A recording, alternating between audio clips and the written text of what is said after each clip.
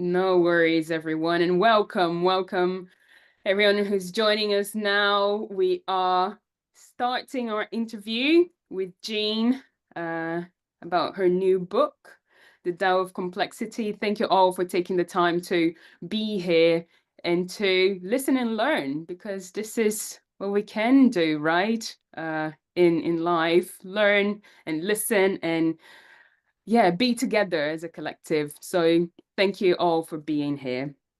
And we will start a quick introduction, and then I'll pass it over to Jean. And we did. So let me know if you can't see my screen. Can you see it? Awesome. Thumbs up. Great. So welcome to Complexity, Making Sense and Making Wave. My name is Yasmin. I will be your host today and on this interview with Jean Boulton. And before we start, I would like to share a bit about the Bristol Hub.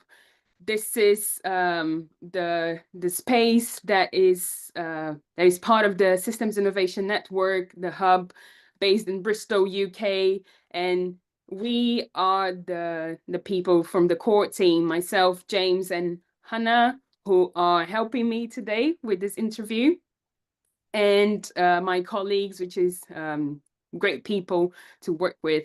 So we are the core team of the Bristol Hub, but we also have our partners and associates groups who help us very much to run this hub and make events like these ones happen. So very thankful to have this amazing group of people supporting and helping us with the group.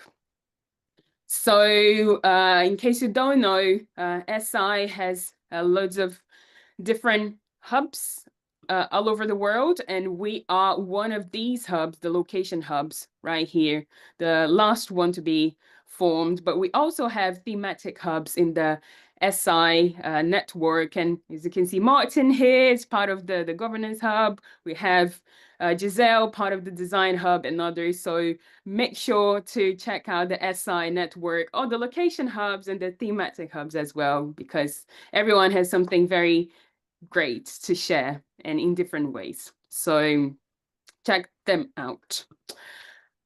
So yeah, today is time to talk about making waves and making sense of complexity. So I would like to quickly introduce Jean at the moment. So Jean is a theoretical physicist by background who has been deeply involved in the science and philosophy of complexity since the mid-1990s. And since then, she's been teaching worldwide in a wide range of institutions. She's the lead author of Embracing Complexity, and her most recent and most ambitious book, The Tao of Complexity, which is the piece we're discussing today. So thank you very much, Jean, for accepting this opportunity to talk with us and to share your learnings and experience from which you could write this book. So very thankful to have you here. And before I pass over to Jean, just a quick agenda, this 5-minute introduction, and then I'll pass it over to Jean so she can present about the book, The Tao of Complexity. Then we have a quick 15-minute interview about her learnings and practice in the field. Then a 15-minute Q&A where you all can share your questions here in the chat and we can address at this time. And then 5 minutes wrap up so we can close things off and share with you the next steps for the Bristol Hub. And just a quick reminder, the session is being recorded and is going to be available afterwards in the SI Bristol Hub YouTube channel. So yeah, we'll have all the recordings from previous sessions there as well. The chat function is available, so make sure to write your comments and questions there. We're going to be looking at it throughout the session. And please be on mute if you're not speaking for the better audio experience of this session. But don't hesitate if you want to share anything, raise your hands up and we can pass the word to you. All right, so now over to Jean. Thank you. Thank you. Well, let me so lovely to be here, everybody, and thank you for coming. I really appreciate having these kind of interactions. This is how I learn and develop my ideas, and it's it's an ongoing process of learning about the world and how to live and work effectively in this world of ours. So I'm going to share some slides, and I'm going to try and talk for no more than 20 minutes. And anybody who knows me well will know that I'm perfectly capable of talking without breathing for hours. So I am, if you think I'm going on too long, I would very much appreciate you intervening. So what I want to do today is first of all introduce, I'm just looking at my watch, introduce the book. But the book covers a lot of ground, and I can't talk about it in 20 minutes. And I thought it would be interesting in particular today to talk about what it means for us as individuals, that I shine the light of if you like, of complexity at different levels in the book. And I thought I would talk more about what does it mean for us as individuals. Just to say a little bit about the book. The driving force for the book, really, and in a sense, it's important to know this about me, I think, is where am I coming from? The field of systems and complexity thinking is incredibly complex in itself, isn't it? It's quite hard sometimes to know what people are talking about, and when people have different views, sometimes it's a question of people using words in different ways, or it's a question of people having a different motivation or a different inquiry question or a different, project that they're working on. My project in particular is to ask this question. It's an ontological quest. It's a metaphysical quest even. I'm really asking the question, what can we know about the nature of the way things are? Is there a reality? What is the nature of reality, if there is one? How do things change? What does that mean? So I approach this initially, I think, that as a scientist, as a physicist, it sort of has always driven me, this question. And as quite a young teenager, I was kind of, reading science books and reading philosophy books and spirituality books. It's been a sort of like what and why question is something that I come back to.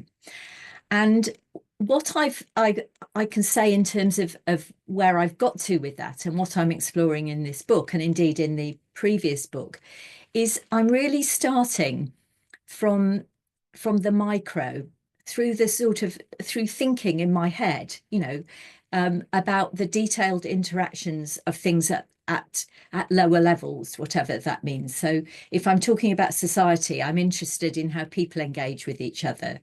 If I'm talking about galaxies, I'm interested in going to that sort of micro level. So I'm not talking about abstractions. I'm not talking about a sort of design process at this stage. I'm really trying to ask the question is, what is the world really like? And are there commonalities? Are there resonances between, galaxies, brains, communities, families, the mind body, ecologies? Are there similarities? When we look at this open, complex world of relationships, does it actually display characteristics that are common across different contexts? That's my question. And I've honed in this book on this idea of, or the naming of complexity as a process perspective. Something very much that Prigogine, his first book, or one of his first books, was called From Being to Becoming, which is, absolutely about this idea of that the emphasis in the world is on something that's always becoming. And the paradox is, it's through the reflexive relationships that things stabilize. So that the patterning of relationships is what creates stability as well as what creates change, which I find an enormously exciting kind of idea. So I've written about process complexity, defined it, described it in the book. And I don't want to kind of argue analytically in any sense that, brains are the same as galaxies. I'm really inviting you in the book through its kind of dialogic style to say, isn't it interesting? Look, when I read this book on brains, it says this about plasticity and complexes and the way brains change. If I read this book on galaxies, I'm finding a very similar perspective on the emerging, stabilizing, and ultimately dissolving of patterns of relationships of form. So this is my kind of excitement, and I want to introduce you to that through this kind of idea of ontological resonance, rather than arguing, it is like this because I want you to kind of have the information and the material to reflect on that yourself.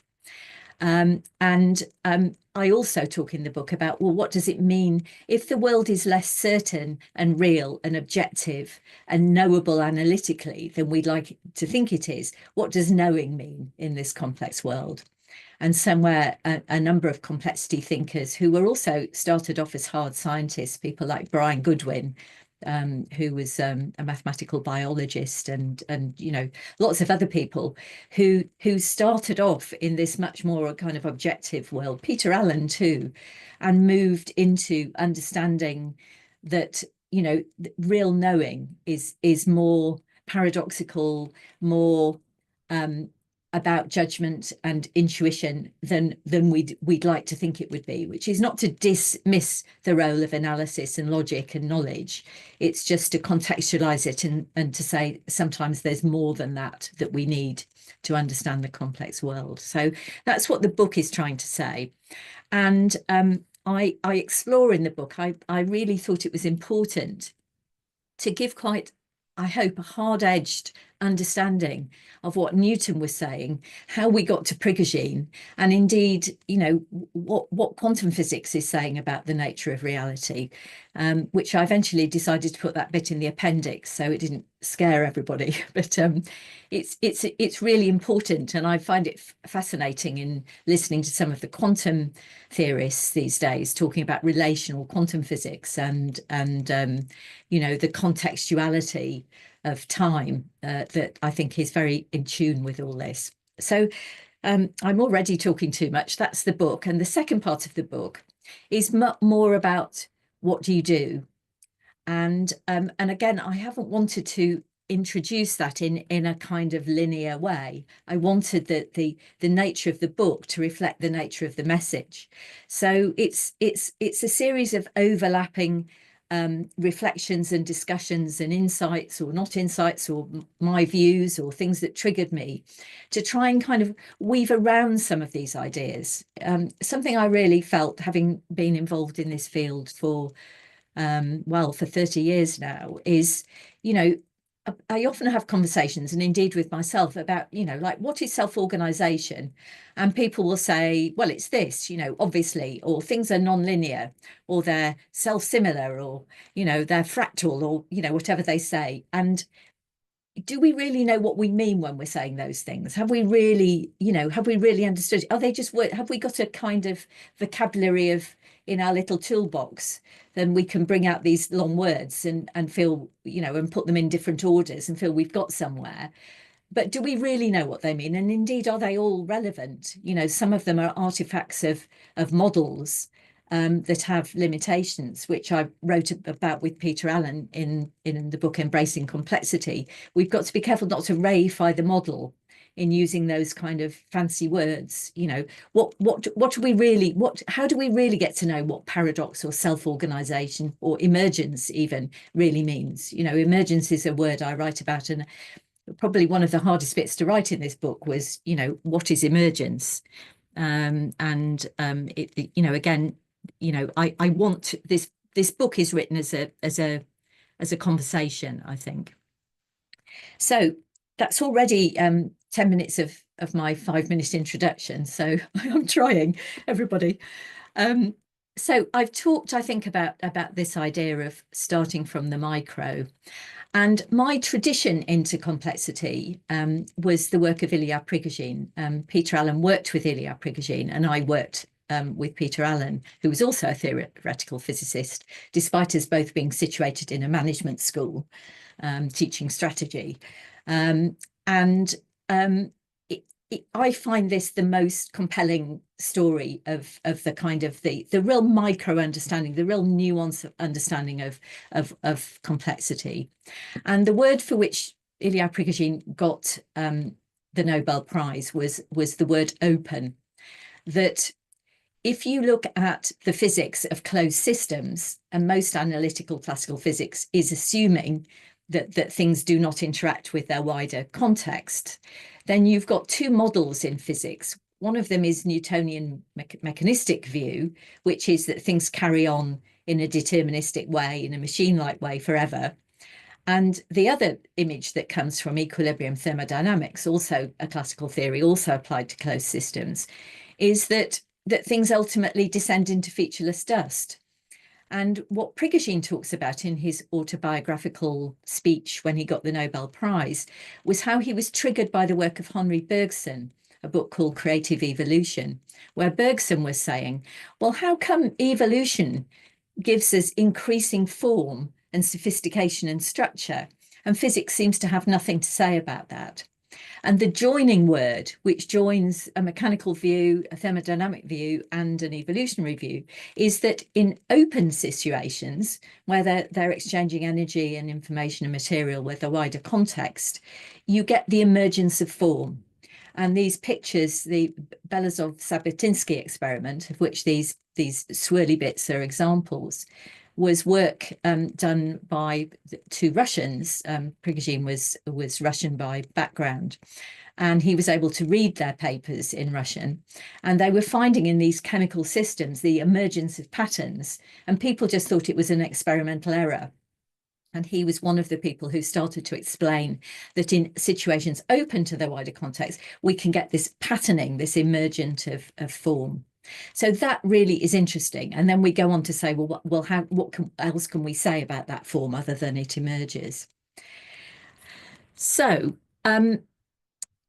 I say in the book, and I distinguish between the idea of what's fundamental to saying something is complex as opposed to a machine. What are the fundamental qualities that we need if we're going to be able to engender this complex, flexible yet balanced, patterning, whether we're looking at Petri dishes or social or ecological systems. And it seemed to me that the three essential ingredients are this idea of something being open to its wider context, there being diversity, both in terms of what can connect with what, and that there's a sense of a reflexive relationship. And I know people use all these words in very different ways, but all I'm really saying is that if A affects B, B affects A back. And if A affects B and C is there, then B affects C and A, and then they affect each other. It's a complex muddle of interrelating, of reciprocity. And that's kind of the starting point. Now, if I look, and again, I'm going to have to speed up, I'm afraid, but if I look at a family as an example of an open, complex situation, this is for me quite an important point to make. So a family is a tiny social system, and families, as you will know, often display relatively stable patterns of behavior and relationships that sustain. There are some families that they have their tea about, sorry to use the English word, they have their tea at about the same time. If dad isn't there to cook, mum can cook. If granny comes to stay, they can move the bedrooms around. It's a stable set of relationships that has a similarity of form, but that can flex when new ingredients arrive and things change. Some families, however, aren't like that. Some families are very rigid, where people have to do exactly what they're told. you know, there's a kind of hierarchy of practice, and some are very chaotic. Now, the point I'm trying to make, and I'm talking about a family, I could equally well talk about an organisation or an ecology, that it's the same thing going on. It's always complex, but sometimes that complexity emerges into something that's self-regulating, healthy, adaptive. But sometimes it can become either chaotic or seemingly simple, seemingly kind of clear to understand, so with a sort of rigidity. But it's always, we can understand the shifts between those different modes by looking at the way these interrelationships are moving and changing or getting too fixed and locked in. So that's kind of what goes on in my head. That's my kind of image.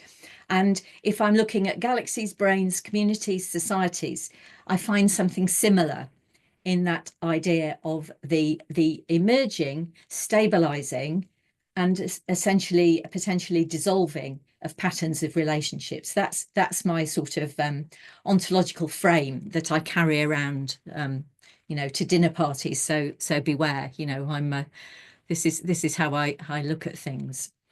And that kind of, if I stay with that idea of open to the wider context, diversity, reflexive relationships, I find some characteristics of complex situations that have some commonality, you know, whether I'm talking about a wider context, whether I'm talking about a small social system, a larger one, you know, an ecology. Now, you know, there's something similar. So there's something about process complexity that it's really emphasizing that things are always becoming. And that the paradox is that the very way things stabilize is the same process as the way things can unravel and turn into something else. So there's something about particularity of history and context. You know, what makes that family that way as opposed to this family will be shaped by what's happened. It will be shaped by the particular context that it's in.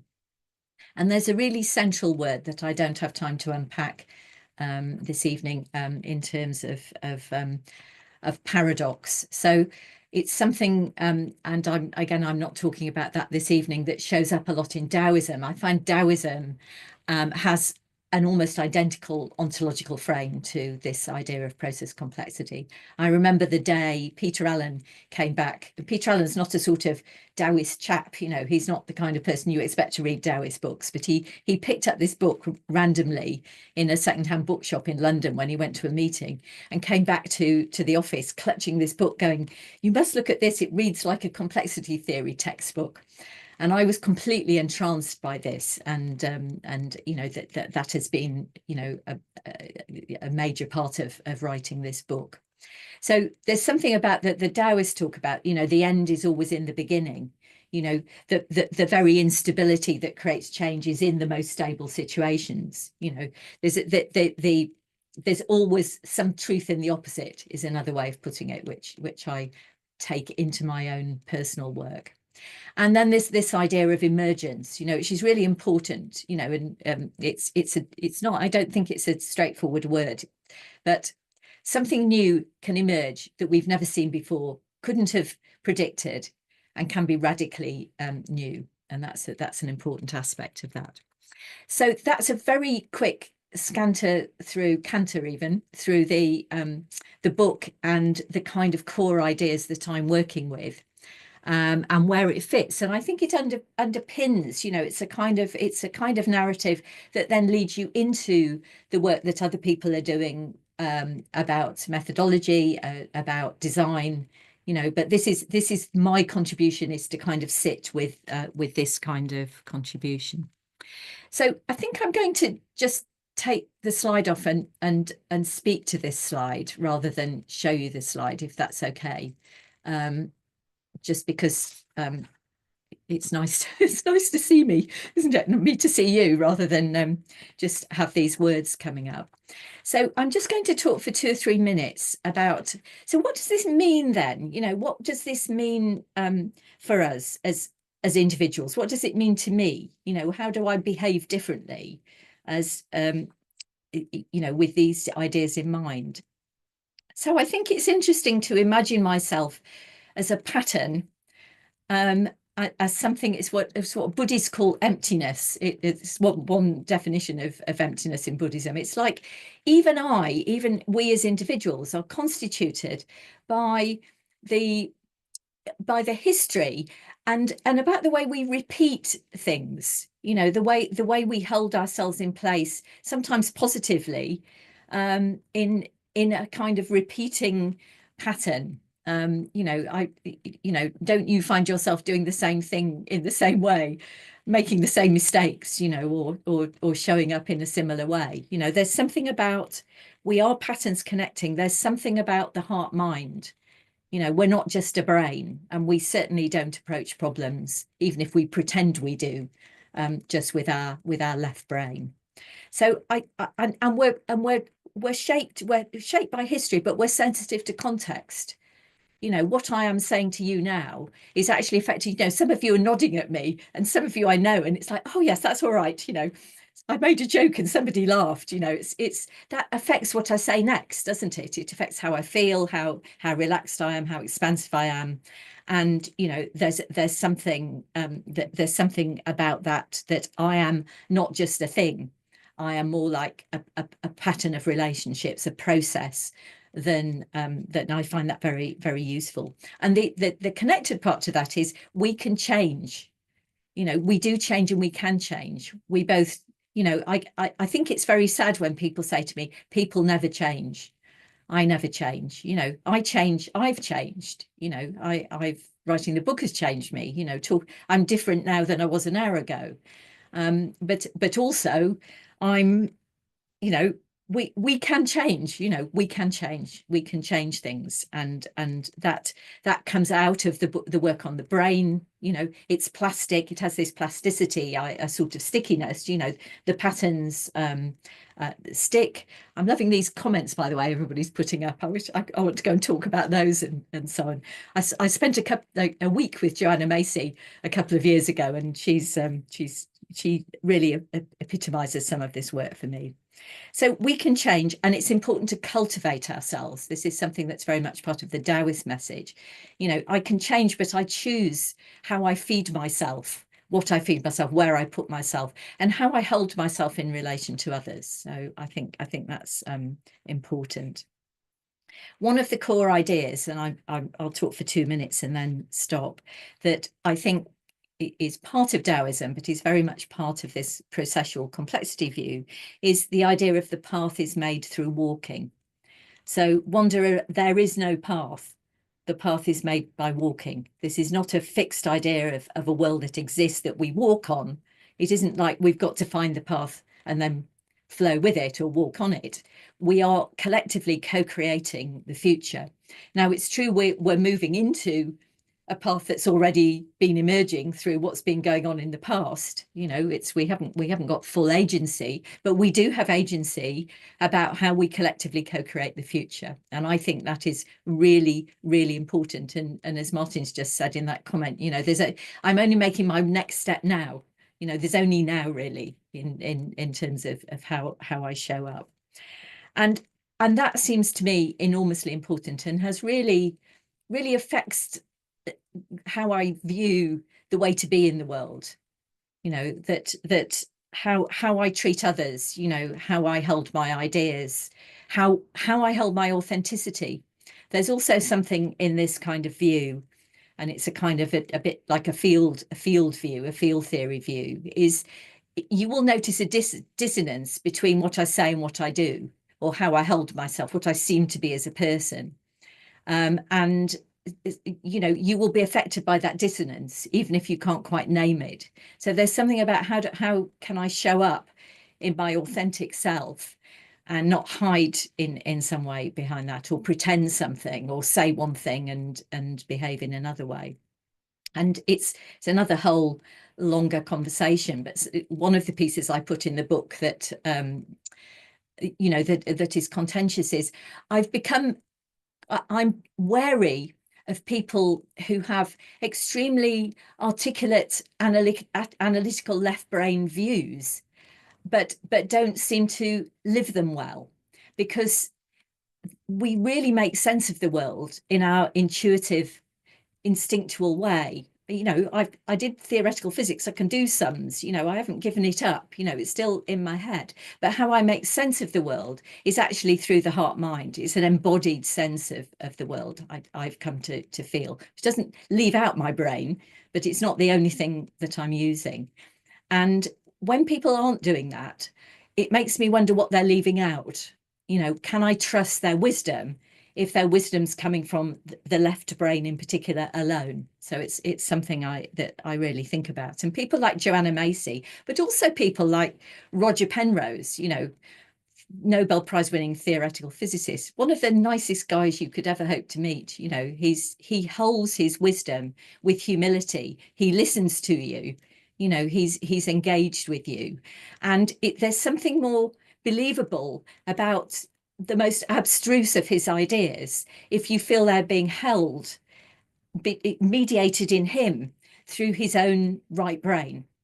If you see what I mean. So that's kind of interesting for me. Two other things to say in no time at all. One of the things that really struck me in writing the book, and one of the most interesting research aspects for me, was reading political writers who were talking about regime changes, and people like Václav Havel, The Power of the Powerless, and people writing about Maria Ressa, a Filipino journalist, and the 7 steps from democracy to dictatorship. And what they all talked about was, and this is a path-dependent view, although they don't use that word, is the path is shaped if power if you allow power to constellate, and people want power, they're not driven by the future or sharing or resilience, then power constellates. You know, power leads to power.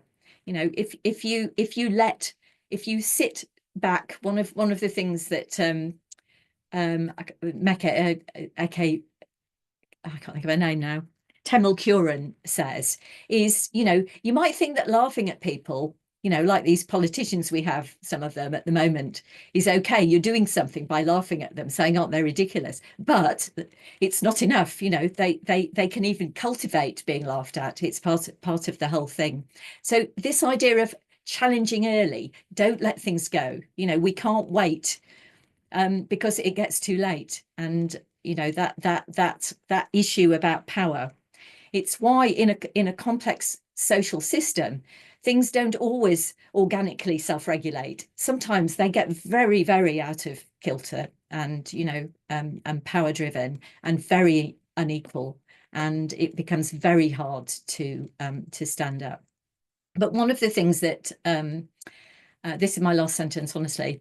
One of the things that Havel said that I think is really important in terms of like, what do you do differently, was he said in the end, he was talking about the Velvet Revolution, people just couldn't cope with not being themselves. There was something about, in the end, it was a pre-political stage. It wasn't that there was something organized. People in the end had to be themselves. They wanted to read what they wanted to read. They wanted to do their art. They wanted to play their music. They wanted to wear things. And you can't arrest everybody. And that sometimes social movements change through the tiny. And I think that's where I've got to, you know, I must show up. I must be authentic. And I don't know whether my tiny little ingredients and contribution will make a difference, but it's all I've got, and it's worth doing. It's worthwhile. And that you know, that's kind of where I take this work. So anyway, that's lots to say, and I hope that's been of interest to some of you. And yes, Yasmin, over to you to see where we go next. That's wonderful, Jean. Thank you very much for this very quick introduction. We need to do another session so we can have like a proper proper discussion about these topics, because the book is great, and I read the whole book, and it took me a while because I had to stop and think and come back and just really think about what I was reading, and it was very, very rich. And on top of that, the text, right, you have the images, the graphics, that makes it even more enriching. And you stop 10 minutes just to look at the picture in silence. Just let this sit in and you sink in. So just starting maybe my first question, and I use this image here. Let me just stop this blurred background, this image here, which is in the second chapter of the book, process complexity. And based on what you were saying about we change and we're always changing, and this is part of the reason why we evolve and why we create, right? So my first question would be, how the process of this book changed you? Yes. Yes, it's I think yeah, it has. It's I don't you know, I don't even know how to answer the question. I've dried up in asking that. I think there's something about being authentic, you know, and being relational. You know, I think one of the things, you know, I went to see Joanna Macy. I was really, not everyone will know who Joanna Macy is, but she did a PhD in the 1990s on systems thinking and Buddhism. She has the sharpest mind of anybody you could ever meet. She is really, you know, very bright woman, and she is completely in her heart in the way she does things as well. She embodies for me a kind of heart mind, you know, approach to things without giving up anything in terms of intellectual integrity. She's not a woolly thinker by any means, and she's also quite sharp. You know, she will pull you up if you're, you know, if she doesn't agree with you, or you know, you're not being precise. But that's what I think. That's, you know, we're not going to change the world, and I want to change the world. I suppose that's something that I, you know, this is my bit of activism. I don't just want to, you know, help people to become rich, or, you know, I want to challenge us all in a way. You know, we are really going, you know, things are not good, everybody. You know, in my lifetime, I have not seen things this bad. And this book has made me more determined to trust myself in my own contribution, you know, like in who I am and what I've got to offer. And that has changed me. And this sort of, you know, how do I hold myself with this? And it is, you know, it is a rigorous book. I think it's written in a rigorous style, in the sense of, you know, I mean, I can't tell you how long it took me to write about quantum physics and to write about, you know, some of the more scientific-y bits. I want to be rigorous but accessible in that writing. So that's, I could ramble on probably, but I hope that's some partial answer, Yasmin, to how it's changed me. I think it makes me more determined to be who I am in some way, to trust myself. That's very good. Maybe once we do things, when we start to take action and we see the result of these actions, then we start to trust ourselves a bit more, right? When we know that we are capable of doing, and we can get more of that action mindset and involve others in that journey as well. And that's how I felt when reading the book, that I was part of that journey that you've initiated, and very, very thankful for that. So on this topic of how we change, and since the focus of this talk today is bringing the complexity, the process complexity idea, and think about the more in the individual level, right? What are your thoughts and feelings of what we should be doing differently to embrace complexity in our work or in our everyday life, since this is not just theories that are out there, right? This is happening right now to all of us. So what do you think we should do differently to embrace complexity? Well, just going back one, I think sometimes you have no idea whether what you're doing is any good. You don't get good feedback and think, oh, that's good, then I'll keep going. You spend a long time going, I have no idea whether this is having any impact. I don't, the number of friends and colleagues who say to me, you spent years going, I don't know why I'm writing this book. Why am I writing this book? It's probably rubbish. And but I did, I kept going. There was something that drove me to feel it was an authentic and important thing to do. And you don't know, you absolutely have no idea half the time. You have to sort of take a next step with integrity. And often the feedback is you're rubbish, you're wrong, the world doesn't like you, you don't fit, but you have to sort of do it anyway if it feels to you that it's something worth doing. So I think yeah, I feel that. So it all sounds, I sound very I don't know what I sound like, but it is also, so if I take a completely different kind of problem and say, I'm going to help a hospital to improve or a school to improve. I mean, that's the kind of consultancy I do, so what do you do? I don't just go and ask them to meditate, but the kind of questions I would ask, I would tend to, for example, do a much longer diagnostic than some people do. And I would be very much more interested in the historical context and the wider context.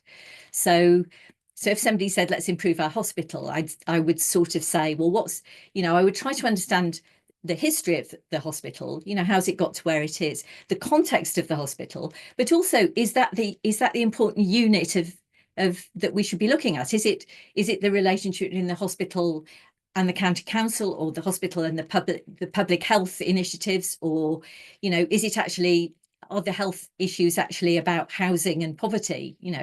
And the client, they kind of got used to me in the end, like I never did what I was supposed to do, and I would say, you just have to, if you want me, you've got to let me do this and ask all these questions, and we'll come back to the hospital. And then when you come back to the hospital, if that's your remit, you might be saying, do you know what, if we just had a desk where people could get information about housing, that would really, help to knock a lot of people out of people that go to A&E because they've nowhere else to go, so that wider view and that historical view then informs you, even if you don't have to come back to a constrained, like, so what do we do tomorrow job, it informs that in a different way. So there's that. Do you see what I mean? I think you apprehend things in a wide way, but it doesn't stop me then being practical about, well, what do we do here? Is this a hospital where things are too structured or not structured enough? And in what ways are they both? Because they're all happening at the same time. In what ways is it chaos? In what ways have we got layer of processes where they've tried to put right the problems of the processes that were there? So they've invented another process on top. And, you need several PhDs to have any idea how things happen at all. So do you see what I mean? I'm quite practical in what I go in, but I'm apprehending it in a wider way. And I would tend to, if I possibly could, work with a wide range of stakeholders, and get voices from people who used to work there, or from suppliers, or from patients, to kind of do this. But one of the pieces I write in the book is called Simplicity on the Other Side of Complexity. And if you apprehend the picture in a rich way, often what to do, or the kind of, the real features that are there are clearer. So that's a partial answer, Yasmin, I think, to, I don't want you to think that I'm merely meditate, which I do, but No, that's awesome. I'm reading here Braden's question in the chat. What is the role of balance in the dynamics of complexity? For example, do higher degrees of deviation from the established equilibrium increase the probability of systemic transformation as a means of rebalancing? I think there's a clarifying question here. Yeah. So the answer is I don't know. It depends. It would depend on the situation. But if you take the example of a family, then if there's too much, you know, some work was done a few years ago on this kind of rather odd idea that came out of a mathematical model from the 1980s about the edge of chaos, you know, that somehow there's something, you know, it exists, and B, it's generative. Whereas, you know, it was a phase change between that came out in a particular model in the 1980s. The point is, if you have a family, if I was a social worker and working with a family, some families I'd say, this feels pretty balanced. It's got enough diversity of ways of working, and people are relating. I might have questions in my head like, you know, do the kids go to sometimes to dad and sometimes to mum, and will they go to the elder sibling if nobody's around, you know, tick. If you know, if there's no tea on the table, what would this family do? So there's diversity of behaviours and diversities of relationships. And another family, you might think this is just too rigid, you know, it's not got that kind of relationship. So there is something about the Goldilocks zone between not too much and not too little. But what is too much and what is too little, I don't know. I'd have to be there and see and have a sense. Same in organisational life. You know, some organisations are unspeakably chaotic. Some organisations have a pretend rigidity, and then what goes on underneath the surface is just something else. You know, it's just like the way decisions are actually made has nothing to do with the pretend structures that people are pretending about. But it is a judgment. I think that's what I'm trying to say.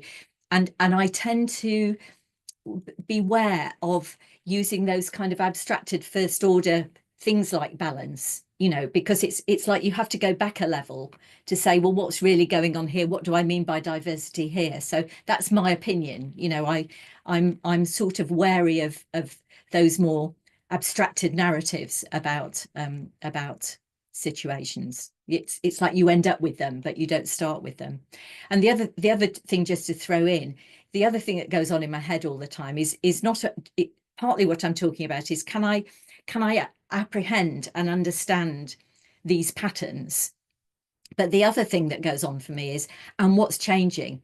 Do I have ways of noticing tiny shoots of change? You know, if I'm facilitating a group, I've got to both move into the group and apprehend what's going on in the room.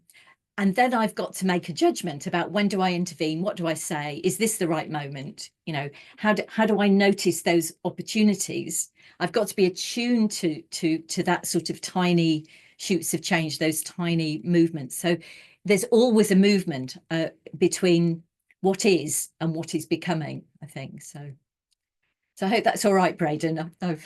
No, thank you for answering it. I'm not, you know, like as in the chat, we were talking about the right words to use, and I'm not, you know, I'm not equipped to talk about complexity in the way that you are. So I tried my best to articulate what I was talking about, but thank you for, you explained it quite well. Thank you. No, well, I didn't mean to, yeah, anyway, yes. It's had to do it like, don't use that word, so. I think in this context of organizations, a very common question, and one that Gwen is asking here in the chat, is how do you introduce complexity and process complexity in organizations? So I don't use the word at all. I don't use any words if I can get away with it. Sometimes these days people want me to, and it gets in the way. But if it's up to me, and somebody says, "Can you come and help us with strategy, or can you help us with change?" You know, whatever the task is, then I would do it by asking questions. I would be saying things like, "So, you know, what works well here? What kind of, you know, tell me about what really works in this organization, what gets in the way, you know, what's changing." I would try and ask questions, diagnostic questions that didn't use the language. And I would one of the techniques I've used in a variety of ways is I would say to people, depending on sometimes I say to people, have you been involved in a strategy? Did it go to plan? And, you know, people generally, depending, you know, you always get somebody that says yes, but in the main, people say no. And then you say, well, why didn't it go to plan? And then they articulate, they explain what didn't go to plan. And then I say, well, look, you know, you're describing a complex world. You're talking about changing contexts, unknowable things appearing, changing relationships. Or I might say, has your life gone to plan? You know, that's another one. Or I show people a picture of a wave and say, what made that wave the way it is? And people love that one, and they go on about the moon and, you know, and the slope of the seashore. And what they rarely say about the wave is, you know, let's say there was a tsunami 2 days ago, and the energy in that wave, you know, is it's over and above what you'd expect. Or, you know, a submarine has just emerged in the middle of that wave and changed its form. And what I'm trying to show in that is that the complex world has always got knowable things, stable things, but it's also got things that happen by chance at the last minute, or there's a historical context to it that we often forget. I think one of the biggest things I bring into organizations is this desire to understand the historical context. And the wider context, you know, doing stuff sometimes on policy work, you know, like how should an INGO deal with Myanmar or Syria, which, you know, back in the day, I've dealt with those kind of questions. So that I try not to use the language at all. I try to let it inform the processes I set up and the questions I ask and the way I design interventions. But increasingly people want me to talk about it, and then it in some ways it's, you know, there's a difference between sharing like this and with people who want to know about these ideas, and actually working in an organization where people just want you to do a job and it gets in the way. So that's my pragmatic response. Perfect. Yeah. So it's very, very common question. So that had to be addressed today. And let's see if this is the last one or not for today.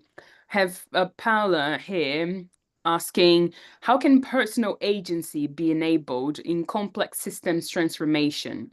Where do you strike the balance between individual and collective needs?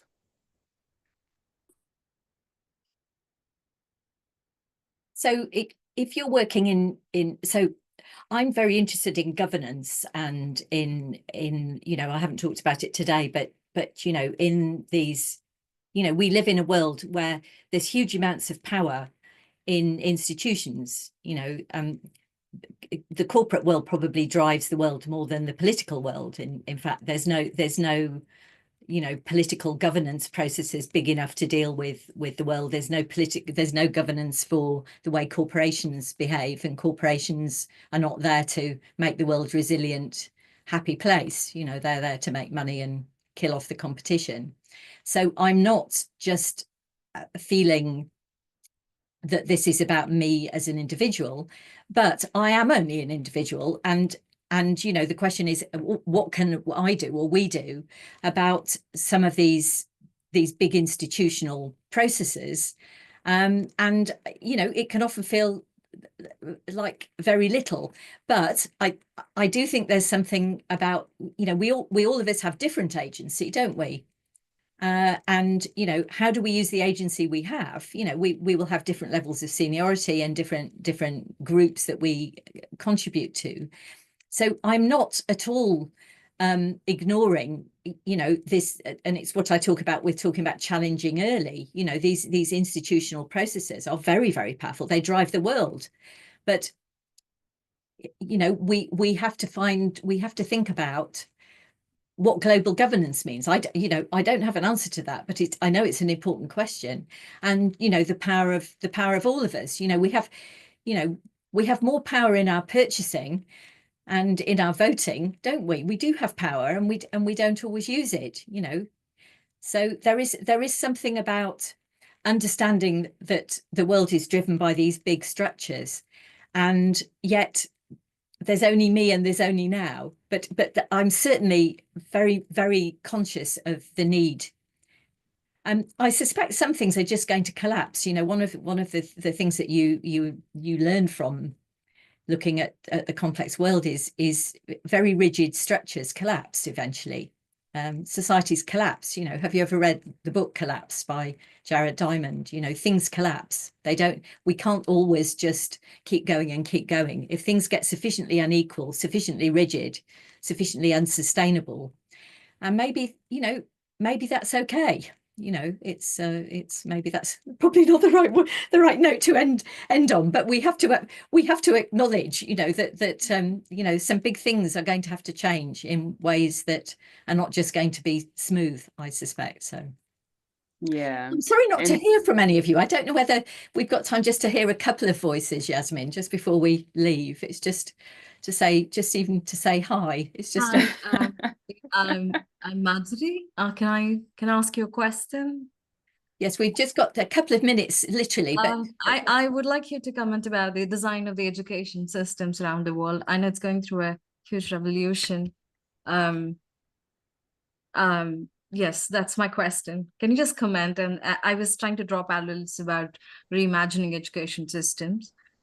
I'm part of a larger collective called as Ecoversities, where we are trying to reimagine education systems across the world. Can you please comment on that? Well, it is something I write a little bit about. There are some better examples of the way students are taught, both at school. You know, you know, people hold up Finland as being a place where people teach systemically, rather than, you know, the kind of rote learning of, you know, now we're doing maths, now we're doing, you know, reading. I taught for a while on the MBA at the University of Cape Town, and I thought it was an absolutely wonderful example of how to teach global leaders, in the sense of it's based on systems and complexity. That's its underpinning narrative. There's quite a lot of co-teaching. It teaches about climate change. It teaches about ethics. You know, it tries to expand the minds of the future leaders and talks about what they're there for and the future. So that kind of you know, that and I'm getting lovely emails from people at the moment. Somebody who teaches in Hong Kong sent me the way they were teaching students about complex thinking. These are sort of 16-year-olds. And in this little list, they even had the word equifinality, which is not, you know, it is a complexity word. Von Vertelampi wrote about it in General Systems Theory. It's not your usual word. And I was thinking, wow, you know, this guy's teaching this to 16-year-olds. So I think there are things we can reimagine. And I think education is a really, really important way. I mean, look at women's education and how that changes, you know, population growth and all sorts of ways of behaviour. So education is really important, in reimagining that kind of connectivity and teaching for a different reason and in a different way, I think is hugely important.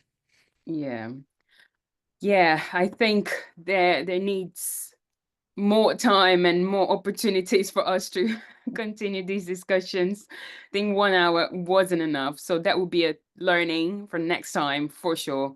And yeah, but we will wrap up for today, unfortunately. So thank you very much, Jean, for being here. It was immense pleasure to have you and to have everyone involved and asking questions and being very actively participating in this session.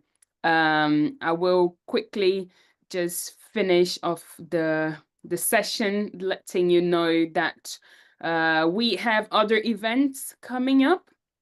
We have the systems mapping Bristol activity that is happening in person on February 27th. We will start posting about that. But if you are in Bristol and you want to connect and you want to think about projects together and ways to advance these conversations in other areas in Bristol, please check out the LinkedIn. I put the several links there that will be important for you to explore and continue this conversation. We have an interview. Sorry, this one is March the 21st with Diana Finch about alternative economics.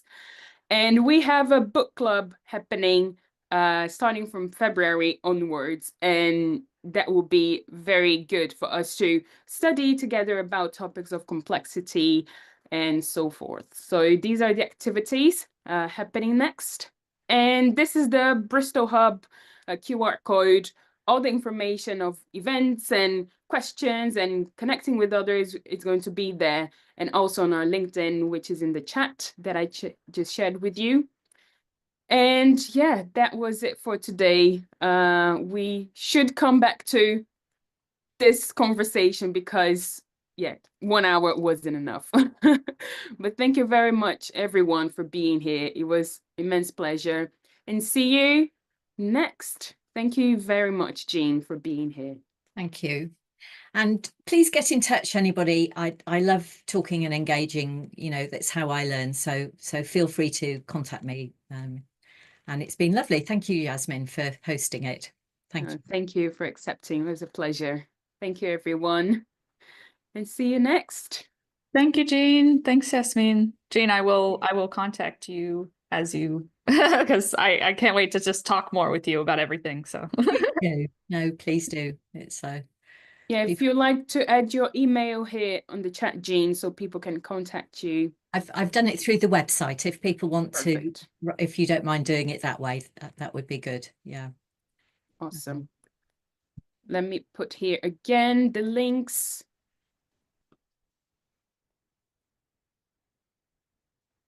Okay. See you next time, everyone. Take care. Okay, bye, everybody. Bye-bye. Thank you.